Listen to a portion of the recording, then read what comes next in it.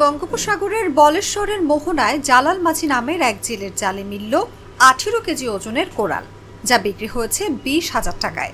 শুক্রবার সকালে কুয়াকাটা মেয়র বাজারে মৎস্য মার্কেট থেকে মাছটি কিনে নেন হাসিফ ফিশের ব্যবসায়ী খলিল খান। এ সময় মাছটি এক নজর দেখতে ভিড় জমায় উৎসুক জনতা।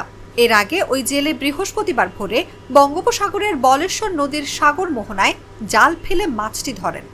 সাধারণ মানুষের সুবিধা সবসময় মৎস্য ব্যবসায়ী বা জেলেরা সবাই বিবেচনা করে যে সাধারণ মানুষ কিভাবে মাছ খাইতে পারবে, কিন্তু এত বড় মাছ সাধারণ মানুষ মানে আস্থা কিনে নিয়ে খাওয়াটা খুব টাফ।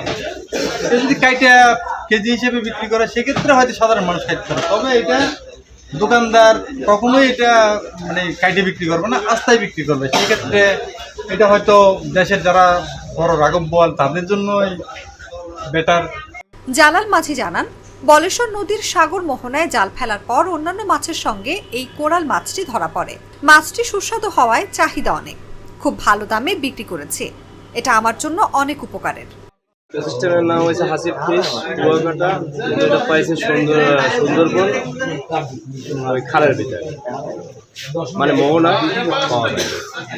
অ্যাভেলেবেল কি এই মাছ এইদিকে আসে? অ্যাভেলেবেল পাওয়া যায় না, কম। কলাপাড়া সিনিয়র উপজেলা মৎস্য কর্মকর্তা অপু সাহা বলেন, কোরাল মাছ খুবই সুস্বাদু। শিশুদের মানসিক বিকাশে এটা গুরুত্বপূর্ণ।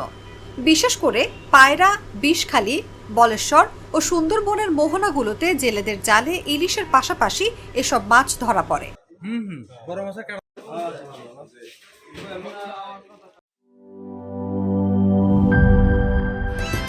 Hydrostatic pressure test. আরে পাইপ তো ফ্যান্টাস্টিক। Impact test. দেখেন কত চাপ নেয়, প্রেসার যতই হোক এই পাইপ ভাঙবে না।